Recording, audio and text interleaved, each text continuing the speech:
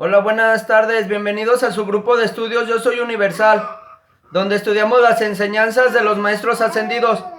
Vamos a continuar con el capítulo de hoy, se llama Regresan los líderes de la Atlántida, en esta séptima parte del libro. Comenzamos. Los líderes que ocupan lugares destacados en la década... Los líderes que ocuparon lugares destacados en la década de 1960 hablaron de la revolución. Fueron capaces de articular para las masas mucho de lo que sentían, pero no podían expresar. Veían a través de algunos de los efectos de la sociedad las meteduras de pata del gran hermano en la mente de los jóvenes. Los fracasos de la guerra de Vietnam fueron la prueba positiva de que los líderes de la revolución habían captado y mantenido la visión. Muchos de estos líderes encarnaron según una dispensación de los señores del karma que decretó que esos individuos que habían sido mantenidos sin encarnar desde que partieron del hundimiento de la Atlántida tenían que reencarnar antes de la era dorada. 5. Véase serie escala la montaña más alta, el camino del más alto. Páginas. El camino del yo superior, páginas 441 a la 443. Dice, tenían que reencarnar para que se les diera una oportunidad final de postrarse, confesar al Señor Jesucristo, recibir al Espíritu Santo, invocar la ley del perdón, mostrar arrepentimiento y remisión del pecado y regeneración en el servicio a Dios. Se requería que esos individuos reencarnasen reencarnasen una última vez para que por sus actos y por sus palabras y obras pudieran ser juzgados. Jesús sermoneó a esos espíritus rebeldes cuando abandonó su cuerpo en la cruz el Viernes Santo. El Consejo Kármico les dio la oportunidad de encarnar porque, según afirmaban los hijos e hijas de la luz, los verdaderos iniciados de Jesucristo poseen la experiencia, la preparación de 12,000 años desde el hundimiento de la Atlántida. La creación de una cultura, la tradición judeocristiana tienen en sus manos, si las invocan, las leyes de la tierra y las leyes de Dios para reprender y refutar al mentiroso y a la mentira de estos caídos reencarnados. Por tanto, Dios se valió de los caídos reencarnados para poner a prueba a los líderes de nuestras generaciones, de nuestra nación y de todas las naciones de la tierra. La mayor parte de esos líderes fracasaron a la hora de desafiar a los caídos y por el contrario permitieron que la contrarrevolución que desarrollaron en la Atlántida, su subcultura, pasaran a formar parte de la corriente principal de la vida, no solo en los Estados Unidos, sino en todas las naciones de la tierra. Los líderes de la contrarrevolución eran eclécticos, tenían que serlo, así que muchas personas estaban inmersas en diferentes intereses. Estaban los hippies, los revolucionarios políticos, los defensores de la libertad de expresión y del amor libre, los seguidores del Zen, los alegres bromistas, los progenitores de los chalados, los ángeles del infierno, los cantantes y una serie sin fin. A la par existían algunos elementos unificadores.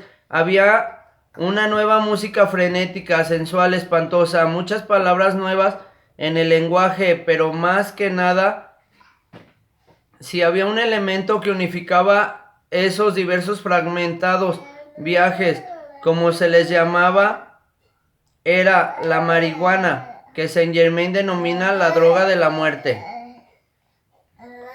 Se daban dos puntos de vista claramente conflictivos acerca del valor de la marihuana. Algunos la defendían como una sustancia embriagadora inofensiva o un sacramento expandedor de la mente, Quienes no estaban convencidos de que era inofensiva, marcaban posturas tan divergentes como las que desalentaban su consumo, porque no se creía que fuera dañina, pasando por quienes pensaban que no debería probarse hasta que se supiera el efecto que causaba en el cuerpo, o los que afirmaban que la marihuana era una hierba mortífera generadora de violencia, locura y comportamiento licencioso. La historia de la marihuana clarifica la cuestión.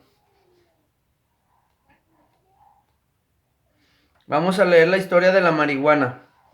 Cannabis es el término latino que se designa al género de la familia de la planta del cáñamo, del que la marihuana forma parte. La especie tóxica en concreto de la marihuana es Cannabis sativa. El compuesto químico psicoactivo en el cannabis es delta 9 tetrahidrocannabinol, comúnmente conocido como THC, el cual es responsable de producir sus efectos tóxicos.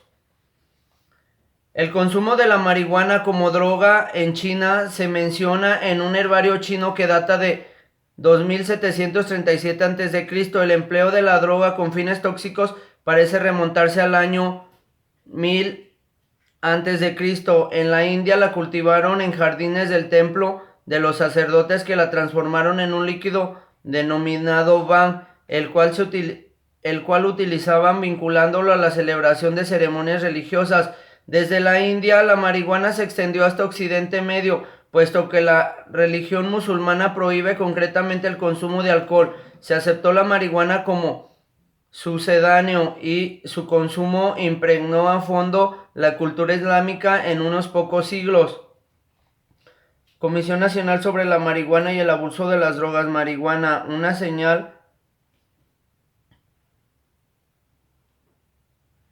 más malentendida o de malentendimiento. Marihuana, un malentendido indicado. A primera parte, apartado 1. Entonces sigue. A causa de la euforia que provocaba, los árabes la describían como suministradora de energía, la que vuela por los cielos o la que alivia las penas. Dice, según el investigador de marihuana Dr. Gabriel Najas, los mayores efectos del extendido consumo de la marihuana se sintieron en Egipto. Conforme al historiador árabe Magrizi, el hachís se introdujo al principio del siglo XIX en una época de florecimiento cultural, social y económico. En los inicios la droga la aceptaron y utilizaron sobre todo las clases pudientes como una forma de satisfacción moderada de sus deseos. Sin embargo, cuando los campesinos adoptaron el hábito, fue con el propósito de aliviar la monotonía de su vida cotidiana. Se desconocen los efectos que causó el hachís en la fortaleza y productividad de la civilización egipcia. De todos modos, Najas continúa. La aparición de productores de cannabis en Oriente Medio coincidió con un largo periodo de declive durante el cual Egipto cayó de un estatus de máximo poder a la posición de un estado agrario esclavo, explotado por una serie de gobernantes circasianos y turcos y europeos.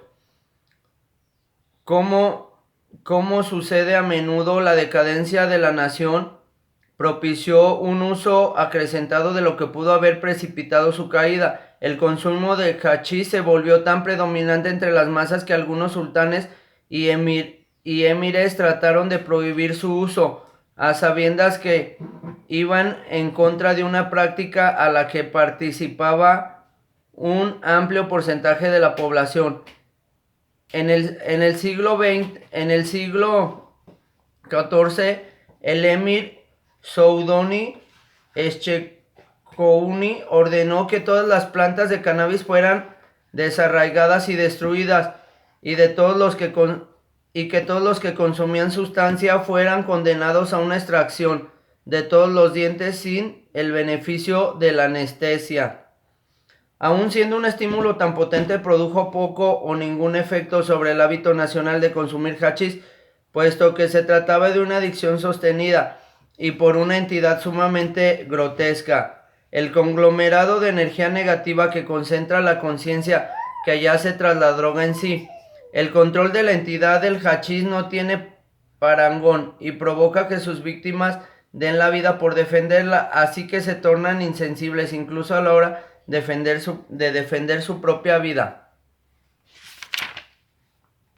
Napoleón se tropezó precisamente con el mismo problema después de que los franceses conquistaran Egipto en 1798. Un oficial observó: la masa de población masculina se encuentra en constante estado de atontamiento.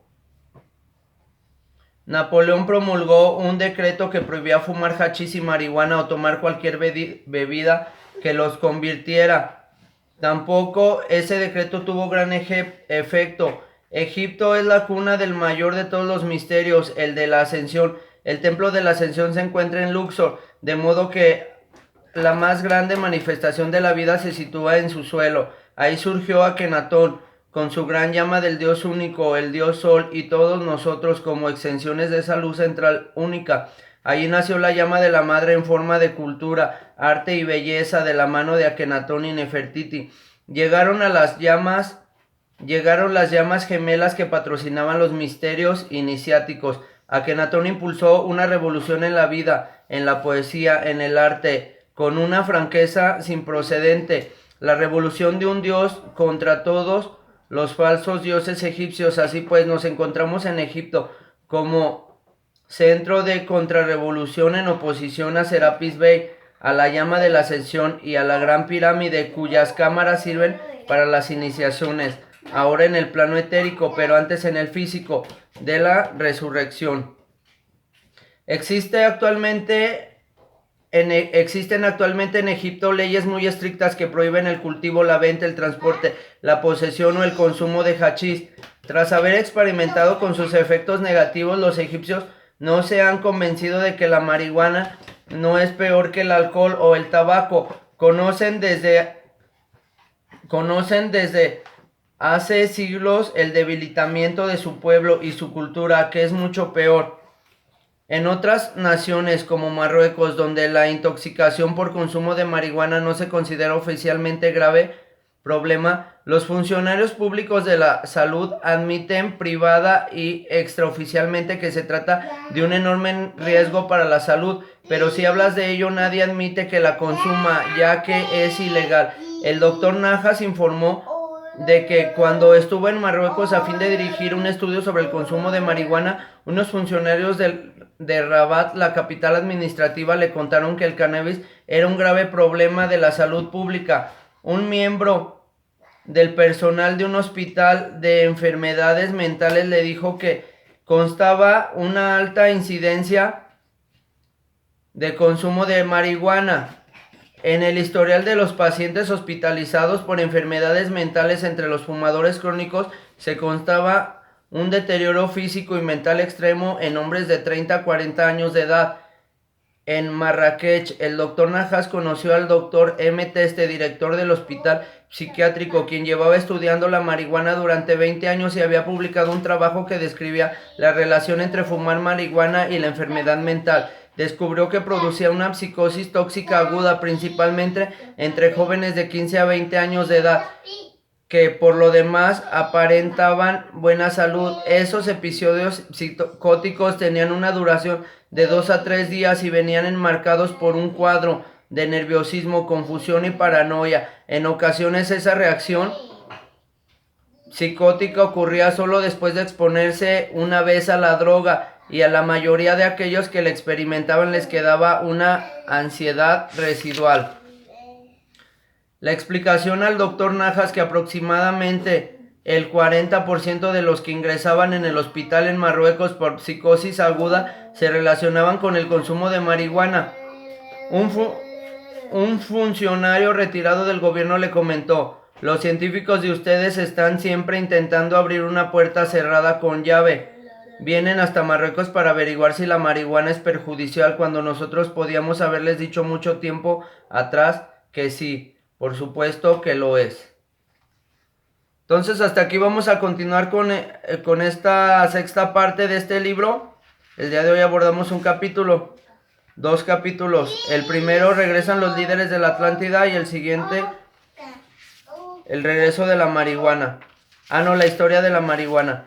Entonces vamos a continuar el siguiente capítulo, la marihuana en el mundo moderno. Les doy muchas gracias y pues hasta la próxima.